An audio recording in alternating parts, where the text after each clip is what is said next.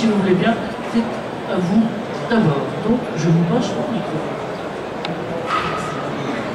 Bonjour à tous, merci de m'accueillir de cet environnement de travail et ces nouvelles notions d'expérience employée, puisque moi ça fait à peu près 1 an que j'ai ce titre-là. Je travaillais dans les RH avant, côté plutôt ce qu'on appelle la responsabilisation, c'est-à-dire trouver des nouvelles formes de travail et comment impliquer les employés et surtout les aider à avoir beaucoup plus d'action sur leur travail, c'est-à-dire être plus en autonomie. Donc on a commencé il y a à peu près 15 ans dans les usines. Il faut voir qu'on a à peu près 70% de nos employés qui sont dans les usines.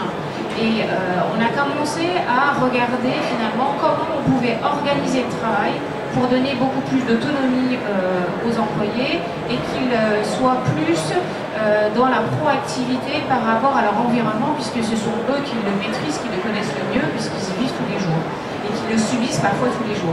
Donc avec cette volonté de vraiment les impliquer, leur donner la parole et de aussi leur laisser, avec la structure hiérarchique, beaucoup plus de liberté.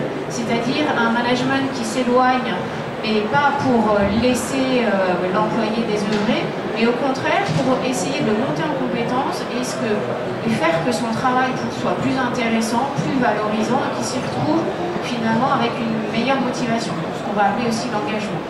Est-ce que vous pouvez nous donner un exemple? Alors un exemple finalement, ça va être de travailler.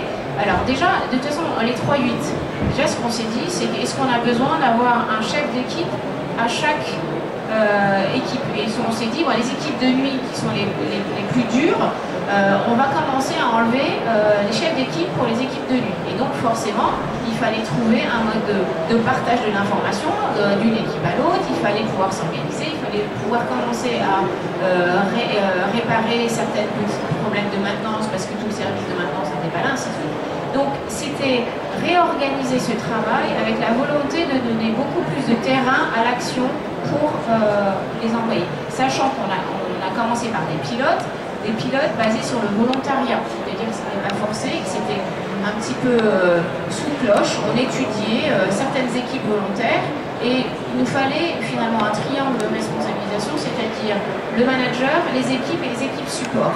Et à partir du moment où ces 3 équipes voulaient travailler ensemble, on a commencé à initier des démarches de réflexion sur comment rendre plus autonomes les équipes, les équipiers avec ce triangle-là. Donc ça repositionne le manager, ça va repositionner l'équipe et l'équipe support qui doit aussi accepter de donner plus de compétences et de former. Donc on est vraiment... Moi j'ai une question là-dessus, pardon je vous interromps, mais comment est venue la décision En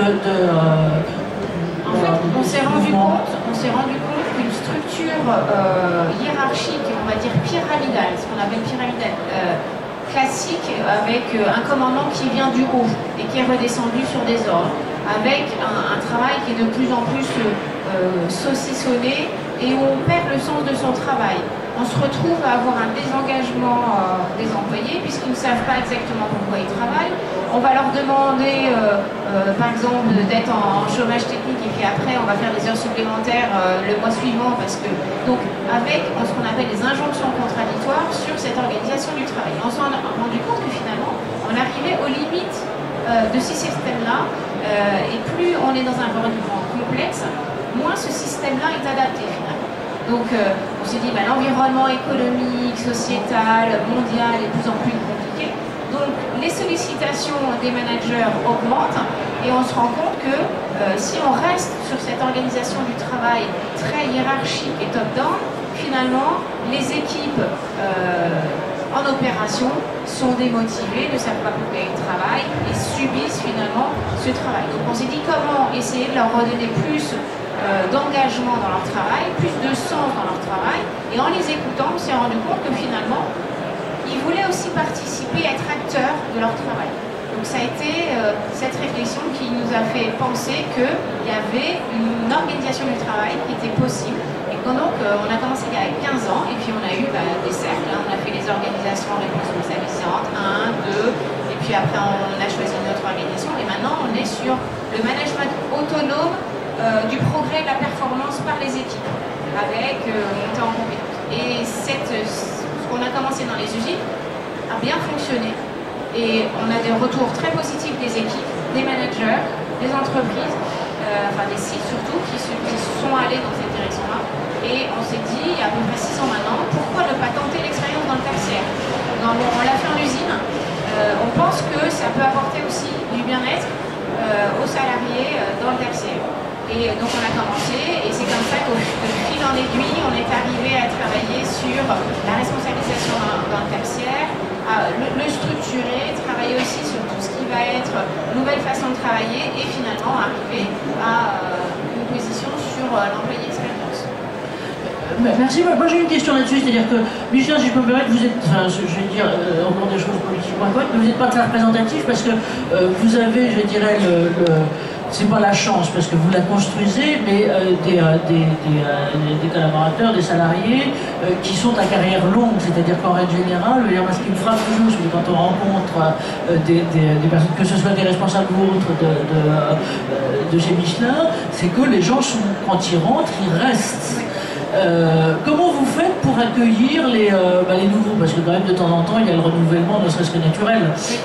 Alors justement, c'est là où j'interviens en structurant une approche pour justement identifier les moments clés d'un parcours d'un employé, en commençant dès l'attractivité, c'est-à-dire dès le candidat. C'est-à-dire que les nouveaux arrivants ont des attentes peut-être que les plus anciens de l'entreprise n'avaient pas, ou n'exprimaient pas. Donc on va essayer de les capter et on va essayer tout au long de ce parcours employé de le structurer pour être sûr qu'on porte l'attention aux nouveaux arrivants dans un poste, qu'on va les former, qu'on va les accueillir, qu'on va les intégrer dans l'équipe, qu'on va être soucieux de leur développement tout au long de leur carrière, que le management va avoir des points de repère, il va être structuré et qu'on va pouvoir apporter justement du sens, donner du sens et de l'engagement aux employés. Donc ce qu'on faisait peut-être un peu moins avant justement parce que on avait quelqu'un qui nous accueillait, c'était un petit peu dans notre culture, dans nos valeurs.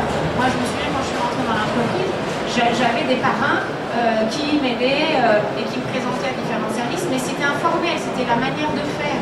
Alors que maintenant, comme tout le monde court à droite à gauche, on est obligé de structurer et de rappeler qu'il y a des moments forts et que ces moments forts, il faut les structurer et il faut faire attention à ce qu'on garde une qualité d'accueil, de management, d'attention aux employés. Donc on va être là-dessus. Merci, je garde une question insidieuse pour tout à l'heure, comme ça je vais vous la donner tout de suite. Mais vous J'y réfléchis. Voilà. Et puis on va passer la parole à Frédéric. Mais l'une des questions lancinantes qu'on a tous, c'est qu'on travaille de plus en plus par projet, mais aussi avec des intervenants externes et des sous-traitants. Donc la question, ça sera comment on les intègre. Toi, Frédéric, là, justement.